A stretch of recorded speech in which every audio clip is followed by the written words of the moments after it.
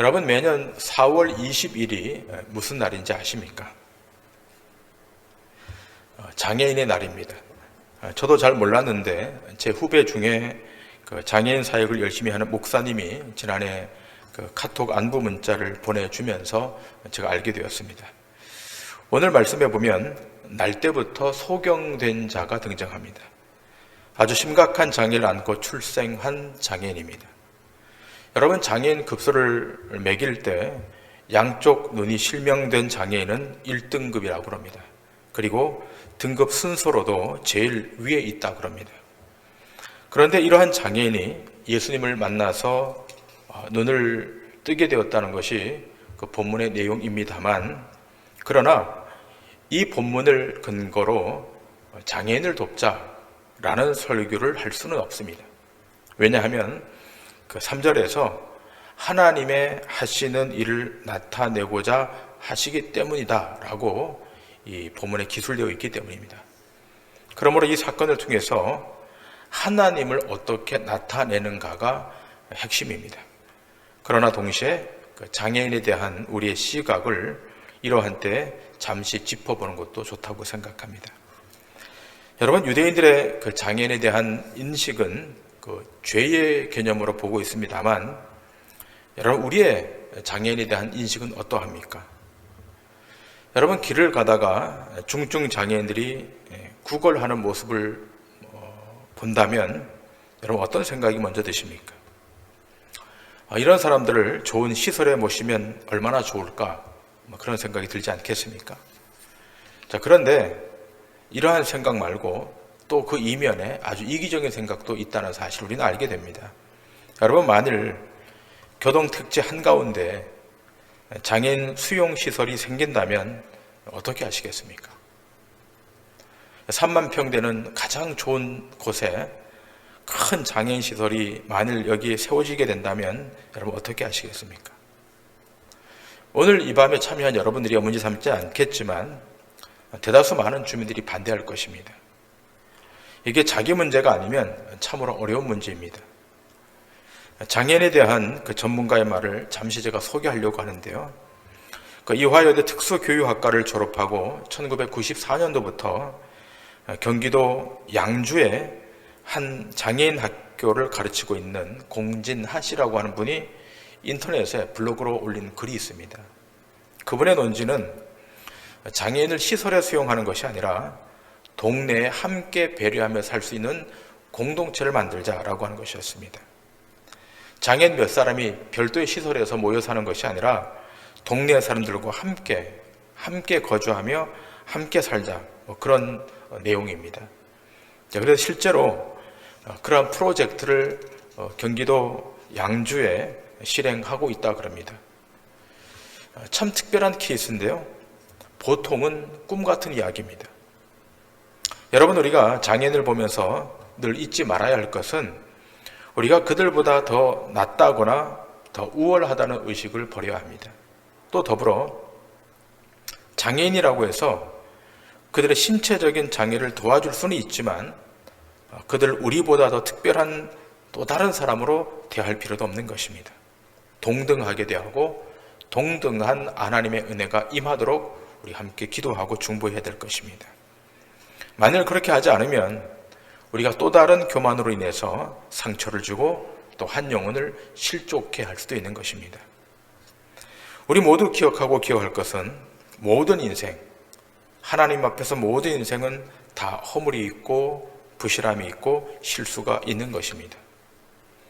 때문에 교회에 나온 사람은 하나님 앞에서 영적 장애인들입니다. 신체적 장애가 아니라 하나님 앞에서 우리의 영혼이 온전치 못하기에 죄인이기에 장애인인 것입니다.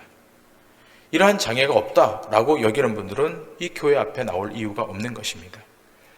자, 마태복음 기자는 마태복음 9장에서 이렇게 증거하고 있지 않습니까? 마태복음 9장 9절 이하의 말씀입니다. 예수께서 그곳을 떠나 지나시다가 마태라 하는 사람이 세관에 앉아 있는 것을 보시고 이르시되 나를 따르라 하시니 일어나 따르니라. 예수께서 마태의 집에서 앉아 음식을 잡수실 때에 많은 세리와 죄인들이 와서 예수와 그의 제자들과 함께 앉았더니 바리새인들이 보고 그의 제자들에게 이르되 어찌하여 너희 선생은 세리와 죄인들과 함께 잡수시느냐. 예수께서 들으시고 이르시되 건강한 자에게는 의사가 쓸데없고 병든 자에게라야 쓸데있느니라. 너희는 가서 내가 긍휼을 원하고 제사를 원하지 아니하노라 하신 뜻이 무엇인지 배우라. 나는 의인을 부르러 온 것이 아니요 죄인을 부르러 왔노라 하시니라. 건강한 자에게는 의사가 필요 없습니다. 병든 자에게 의사가 필요하듯이 의인이라면 예수님이 필요치 않습니다. 죄인이기 때문에 예수 그리스도가 우리에게 필요한 것입니다. 자, 그러면 오늘 말씀에서 이 유대인들이 장애인들을 어떻게 대하고 있는가 하는 것입니다. 자, 오늘 본문 1절과 2절의 말씀을 보시겠습니다. 예수께서 길을 가실 때 날때부터 맹인된 사람을 보신지라. 제자들이 물어 이르되 라삐여 이 사람이 맹인으로 난 것이 누구의 죄로 인함이니이까? 자기니이까? 그의 부모니이까? 자, 예수님이 길 가실 때 날때부터 소경된 자를 보십니다. 그러자 제자들이 그 소경을 놓고 예수님께 질문합니다. 이 사람이 소경으로 난 것이 자기 죄 때문입니까? 아니면 유전된 부모의 죄 때문입니까? 여러분, 그 당시 유대 사회에서 유대인들은 이 장애의 문제를 죄의 유전의 차원에서 해석했습니다. 우리가 이미 보았습니다만 요한복음 8장에서 그 현장에서 가늠하다 잡힌 여인을 붙들어 와서 무슨 질문을 합니까? 모세 율법에 의하면 돌로 심판해야 되는데 이 여인을 어떻게 하냐라고 질문합니다. 여러분, 율법은 간음을 아주 중대한 범죄로 다루고 있습니다. 그러나 사실 이 유대인들은 자기들이 간음한 자들인 것을 모르고 있는 자들입니다. 그 마음의 음욕을 품었다면 이미 간음했다고 주님이 말씀하셨기에 그들은 들키지만 않았을 뿐이지 사실은 마음으로 다 죄를 범하고 있었습니다. 이미 주님은 그들의 속마음을 꿰뚫고 계시면서 이미 너희가 간음했다라고 말하고 있는 것입니다. 자, 그런데 우리가 여기서 주목할 내용은 바로 제자들의 입장입니다. 여러분, 오늘 이 질문을 이방인이 한 것도 아니고 바리새인이 한 것도 아니라 제자들이 했다라고 하는 겁니다.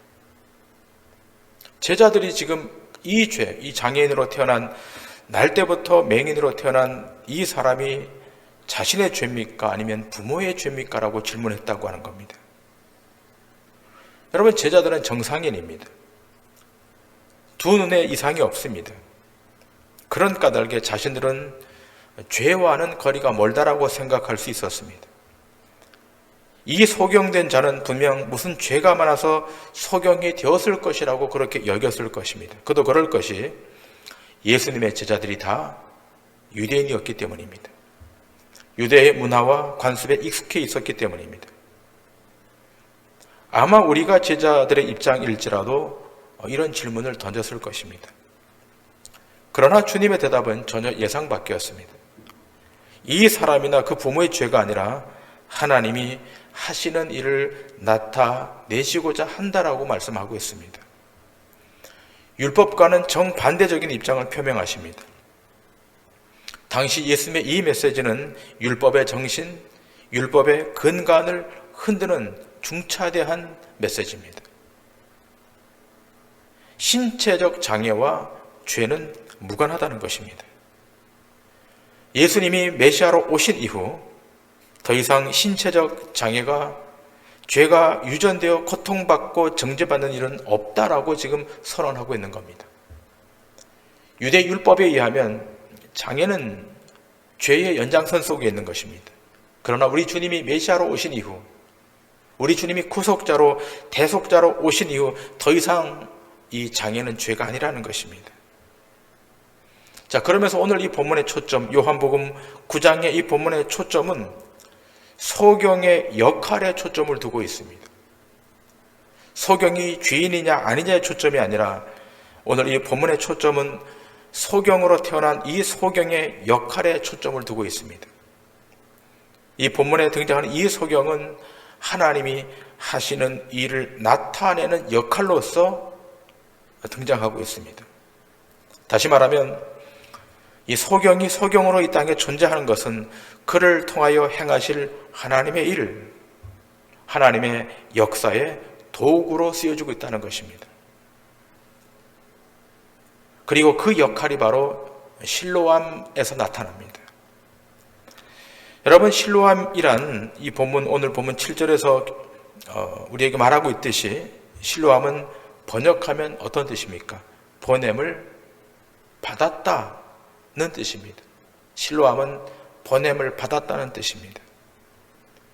그러므로 이 소경에 등장하는 것은 하나님이 무슨 일을 하시는지를 보여주시는 계시적인 사건에 이 소경이 등장하고 있다는 것입니다. 도구로 등장하고 있다는 것입니다.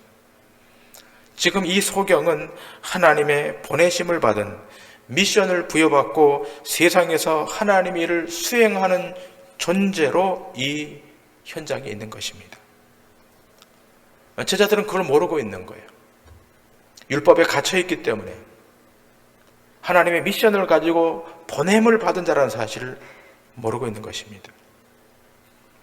이 소경이 눈을 뜨고 안 뜨고보다 더 중요한 것은 하나님이 어떤 분인가를 이 사건을 통해서 알려주는 것입니다. 물론 이 소경에게는 눈을 뜨는 것이 일생일대의 사건이 되겠지만, 그러나 성경은 이 소경을 통해서 하나님이 어떻게 일하시는가를 보여주는 데 초점을 두고 있는 겁니다. 우리가 지난 요한복음 8장에서 보았듯이 가늠한 여인이 끌려왔을 때 이 여인의 입장에서는 자기가 주님의 용서를 받는 그 사건이 엄청난 사건이 되겠지만, 그러나 성경은 이 가늠한 여인의 용서의 사건을 통해서 하나님이 어떤 분인가를 드러내고 있는 것입니다. 여러분, 유대의 율법에서는 가늠한 여인은 더 이상 그 사회에서 회복 불가능한 상태로 규정해버려요. 이 여인, 가늠한 여인은 그 공동체 안에서 더 이상 재기 불가능한 겁니다. 그러나 하나님의 은혜 아래로 들어오면 회복되고 다시 온전케 되는 메시지를 우리에게 주고 있는 겁니다. 아무리 세상에서 매장당하고 고립당하고 소외당해도 하나님의 은혜 안으로 들어오면, 은혜를 베푸신 하나님의 은혜의 영역 안으로 들어오면 회복되는 것. 이 가늠한 여인의 사건을 통해서 하나님은 용서의 하나님, 한없는 은혜와 자비를 베푸시는 하나님, 그 하나님으로 드러나시는 겁니다.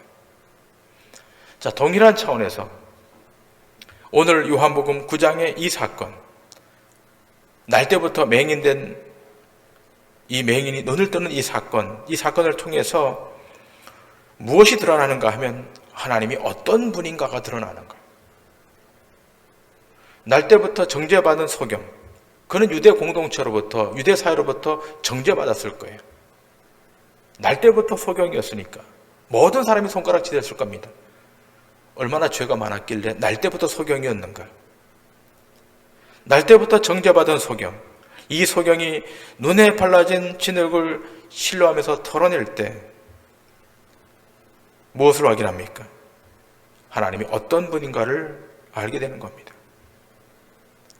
그 진흙을 털어내면서, 실로하면서 그 진흙을 털어내면서 하나님이 어떤 분인가를 알게 됩니다.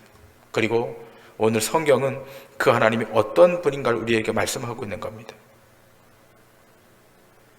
오늘 성경은 하나님이 이 소경이 눈을 뜨도록 해서 무엇을 드러내도록 하시는가 하면 율법에서 자유하는 것, 매인 것에서 자유하는 것. 그 자유가 어디에서 기인되는 것입니까? 하나님의 은혜에서 기인되는 것입니다. 무조건적인 긍휼, 조건 없는 긍휼. 눈을 뜨는 것이 목적이 아닙니다. 율법에서의 자유입니다. 굴레에서의 자유입니다. 그것은 하나님의 전적인 은혜로 시작되는 것입니다. 자, 그런데 우리는 이 지점에서 하나를 다시 확인하고 가야 합니다. 여러분 생각해 보세요. 예수님이 이 소경에게 말씀만으로도 고칠 수 있었지 않았겠습니까? 말씀만 하셔도 충분히 고칠 수 있었을 텐데 왜 진흙을 이겨 바르고 실로암에 가서 씻으라고 말했는가라고 하는 거예요. 의문점이 있지 않습니까? 예수님은 전능하신 분이시고 말씀으로도 낫게 하실 수 있는 오병이어의 기적을 베푸시는 죽은 나사로까지 살리시는 전능하신 성자 예수 그리스도이신데 굳이 왜 진흙을 이겨서 바르고 실로암에 가서 씻으라 했을까라고 하는 겁니다. 여러분 여기에 대해서 여러 신학자들의 주장이 있지만 F.F. 브루스라고 하는 유명한 신약학자는 이렇게 말합니다. 예수님이 죄악된 인생을 온전히 씻어주셔서 그분만이 우리 인생을 정결케 하시는 분이라고 말합니다. 저는 이 정의에 동의합니다. 씻어주시는 분, 정결케 하시는 분, 그분이 예수이심을 증거한다는 것입니다. 여러분 구약에서 부정한 자가 정결케 되기 위한 방법은 하나밖에 없습니다. 그것은 속죄의 제사입니다. 그 속죄의 제사, 이거를 통하지 않고는 자기 죄를 씻음 받을 수가 없어요. 그래서 어떻게 해요? 소를 잡고 양을 잡고 비둘기를 잡습니다. 그 피를 통해서 속죄받는 거예요. 부정한 것을 씻어내라는 겁니다. 여러분 이 내용은 레위기 안에 얼마나 많이 등장하는지 알 수 없습니다. 자, 그래서 유대인들은 끊임없이 손을 씻고 발을 씻었던 것입니다. 여러분 빌라도가 예수님을 십자가에 넘겨주고 난 다음 어떻게 해요? 자신은 죄가 없다 하면서 손을 씻지 않습니까? 다 여기서 기인되는 겁니다. 저도 청년 때에는 이 구약 성경을 율법적으로 보았기에 그 율법적으로 제가 해석을 했었어요. 청년 시절에, 학생부 시절에 제가 다녔던 교회가 그런 교회였기 때문에 굉장히 보수적으로 근본적으로 해석을 했기 때문에 율법적으로 해석했기 때문에 뭔가 좀 이상하다, 뭔가 좀 꺼림직한 일이 있다 그러면 손을 씻고 그런 일이 있었습니다. 그런데 그렇게 한다고 해서 마음까지 깨끗해지는 것 아니지 않습니까? 그냥 그렇게 씻음으로 자기 위안을 삼는 거예요. 그러니까 그렇게 하면 어디까지 가는가 하면 결벽증까지 가는 거예요. 한때 그랬습니다. 지금은 그렇지 않지만 여러분 이것이 율법의 한계입니다. 온전한 씻음, 손을 씻는다고 되는 게 아닙니다. 발을 씻는다고 되는 것도 아닙니다. 온몸을 씻는다고 되는 것도 아닙니다. 온전한 씻음, 온전히 정결케 되는 것, 우리 죄가 완전히 속죄되는 것은 예수님이 흘리신 보혈, 십자가의 보혈로만 씻어지는 것입니다. 우리 주님이 말씀만 해도 될 터인데 진흙을 이겨서 실로암 못에 가서 씻으라고 한 것은 예수님만이 정결케 하시는 분임을 우리에게 상징적으로 나타내시는 것입니다. 이 소경이 눈을 뜨게 된 사건을 통해서 하나님이 어떤 분인가를 나타내고 계십니다. 여러분 지난 강의에도 말씀드렸듯이 요한복음에서 하나님의 일은 무엇입니까? 하나님의 일. 하나님의 일은 하나님이 보내신 자를 믿는 것이 하나님의 일입니다. 그것이 하나님의 일이에요. 우리는 일이라 그러면 행위를 생각하잖아요. 일이라 그러면 노동을 생각하잖아요. 그러나 요한복음이 궁극적으로 이야기하는 하나님의 일이라는 것은 하나님이 보내신 성자 예수 그리스도를 주로 구세주로 믿는 것을 하나님의 일이라고 합니다. 결국 이 소경의 치유 사건을 통해서 우리 하나님은 예수님이 누구신가를 알게 하는 데 초점이 있는 거예요. 자, 그러면 예수님은 어떤 분이십니까? 오늘 본문 4절과 5절에 예수님은 이런 분임을 소개하고 있습니다. 때가 아직 낮음에 나를 보내신 이의 일을 우리가 하여야 하리라. 밤이 오리니 그때는 아무도 일할 수 없느니라. 내가 세상에 있는 동안에는 세상의 빛이로라. 하나님은 예수님이 어떤 분이라고 소개합니까? 빛이라고, 세상의 빛이라고 말하고 있습니다. 그런데 이미 소경되어 있는 유대인들, 이미 소경되는 바리새인들은 모르는 거예요. 영적 상태가 깜깜하니까 모르는 거예요. 예수님이 빛으로 오셨는데 모르는 거예요. 자, 그래서 예수님의 사역이 여기서 결정되는 겁니다. 예수님이 하셔야 될 일은 어떤 일이시겠습니까?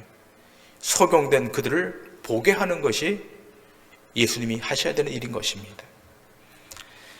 자, 오늘 본문 4절을 좀 보기를 원하는데, 자, 본문 4절의 말씀을 다시 보시면, 우리가 갖고 있는 이 개정개혁 성경에 이렇게 기록되어 있지 않습니까?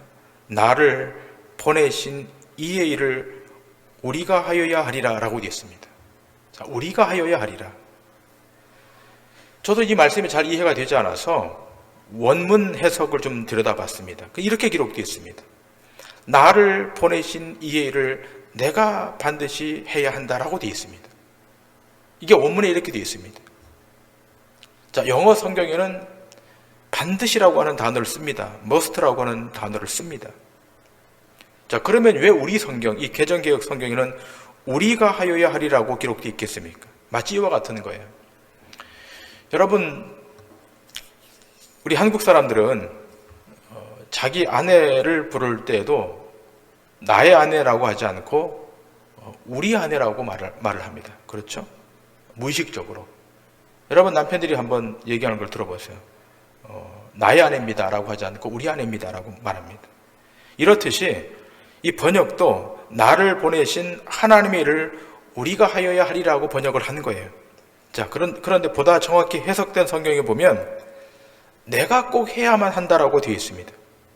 자, 그렇다면 예수님이 꼭 하셔야 될 일을 지금 누구를 통해서 나타내시는 겁니까? 이 소경을 통해서 나타내고 있는 겁니다. 하나님이 꼭 이 일을 예수님을 통해서 하시는 거예요. 소경의 치유 사건을 통해서 하시는 겁니다. 여러분, 우리는 종종 그런 말을 합니다. 하나님은 사람을 통해서 일하신다. 그런 말씀들을 하지 않습니까? 하나님은 이 사람을 통해서 일하고 저 사람을 통해서 일하고 그렇게 말을 합니다. 그러나 그 말은 50%는 맞고 50%는 맞지 않습니다. 오해하지 말아야 할 것은 그 사람이 없으면 하나님의 일이 진행되지 않는가? 아닙니다. 하나님은 이 소경이 아닐지라도 어떤 특정한 대상이 아닐지라도 다른 상황을 만드셔서 다른 조건을 만드셔서 하나님이 어떤 분이신지 하나님이 무엇을 하시는지를 나타내십니다. 이 소경의 치유 사건을 통해서 유대인들에게 하나님이 어떤 분인지를 알게 하도록 했지만 결국 하나님은 어떠한 상황, 어떠한 조건, 어떠한 환경에서도 그걸 초월해서 하나님의 주권과 하나님의 위엄을 나타내신다는 것입니다. 하나님은 사람을 사용하시고 하지만 그걸 뛰어넘어서 하나님의 주권과 위엄을 나타내시는 것입니다. 그러므로 하나님이 사람을 사용한다는 것은 도구적 의미인 것입니다. 여러분, 구약이든 신약이든 성경에는 많은 사람들이 등장하는데, 그렇죠? 창세기부터 요한계시록까지 얼마나 많은 사람들이 이 성경 안에 등장합니까? 근데 하나의 특징이 있습니다. 하나의 공통점이 있습니다. 그 모든 사람은 다 뭘로 등장하는 겁니까? 영웅으로 등장하는 것이 아니라 죄인으로 등장하는 것입니다. 모든 사람은 죄인으로 등장하는 거예요. 의인으로 하나님의 역사의 무대에 서지 않습니다. 오직 의인은 한 분이십니다. 누구십니까? 예수 그리스도. 다윗의 위대함도 있습니다. 모세의 위대함도 있습니다. 그 이전에 아브라함의 위대함도 있습니다. 그러나 성경은 그 모든 인생을 영웅화시키지 않습니다. 그 모든 인생은 다 죄인인 겁니다. 하나님은 그 인생을 통하여 그가 보내신 성자 예수 그리스도가 어떤 분이신지를 드러내는 겁니다. 그래서 기독교 신앙의 정점은 무엇입니까? 피조물이 아니라 창조주가 드러나는 데 있는 겁니다. 기독교 신앙의 본질은 거기에 있는 거예요. 왜 종교개혁가들이 종교개혁을 일으킨 것입니까? 왜 루터와 칼빈이 종교개혁을 일으킨 것입니까? 캐톨릭 교회가, 중세 교회가 하나님 대신 교황이 그 위에 서는 거예요. 피조물이 창조주에 서는 거예요. 그래서 개혁이 일어난 것입니다. 여러분, 성경은 사람의 영웅화, 사람의 탁월함을 증거하지 않고 그들 모두를 죄인으로 규정하며 그들을 통해서 하나님이 어떤 분이신지, 또 그를 보내신 성자 예수 그리스도가 어떤 분이신지를 증거하는 것입니다. 지금 이 소경도 하나님의 역사하심에 가장 적절한 도구로 쓰임을 받고 있는 것입니다. 한 걸음 더 나아가 기억할 것이 있습니다. 날 때부터 눈이 멀었던 이 소경은 자신이 먼저 예수님 앞에 다가가지 않았다는 겁니다. 예수님이 이 소경이 날 때부터 소경된 자임을 주목하여 보셨습니다. 예수님이 먼저 보셨습니다. 이 소경을 주님이 주목해서 보시고 다가가시는 것입니다. 그렇게 다가가셔서 그의 눈을 뜨게 해주심으로 율법에 덧쳐서 율법의 장막에서 그를 꺼내주셨습니다. 그리고 이렇게 말씀하십니다. 요한복음 9장 39절에 이렇게 말씀하십니다. 예수께서 이르시되 내가 심판하러 이 세상에 왔으니 보지 못하는 자들은 보게 하고 보는 자들은 맹인이 되게 하려 함이라 하시니. 중요한 이야기를 합니다. 보지 못하는 자들은 보게 하고, 이 맹인처럼 보지 못하는 자들은 보게 하고, 오히려 보는 자들은 맹인으로 만들겠다는 겁니다. 사실은 눈을 뜨고 있었던, 율법을 철저히 지킨다고 자부하며 자기 의에 빠져 있었던 이 바리새인들은 우리 주님 보시기에 그들이 소경이었던 것입니다. 눈에 장애가 없었던, 늘 앞을 보고 살았던 유대인들, 다 볼 수 있었어요.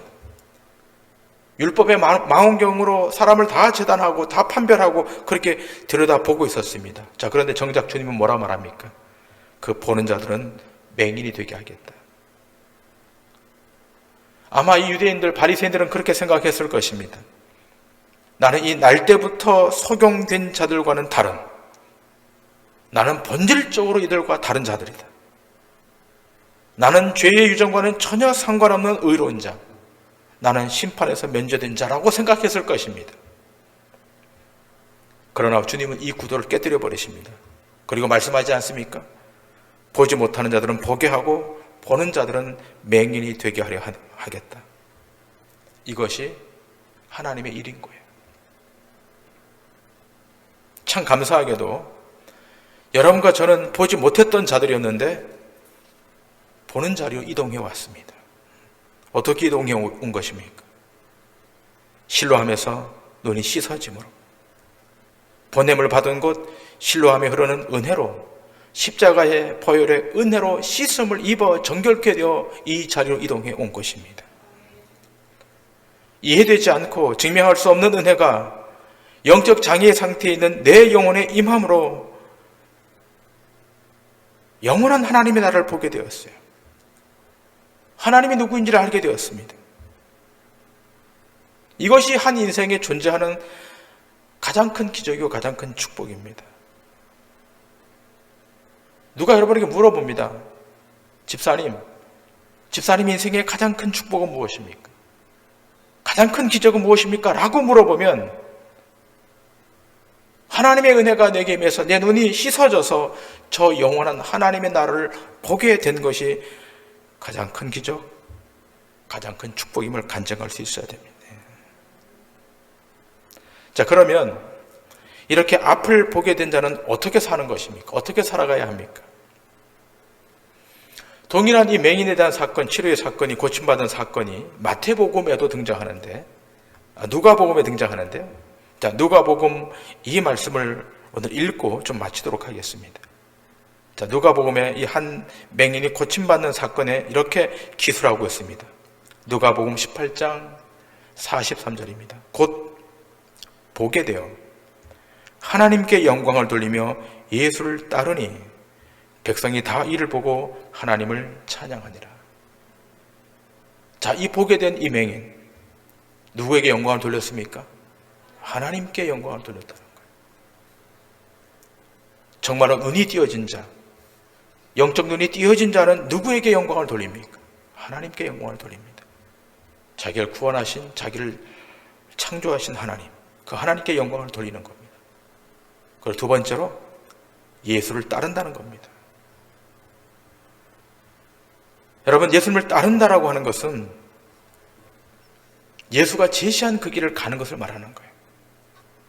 우리는 습관적으로 예수님을 따른다고 말합니다. 또 찬송도 그런 찬송을 합니다.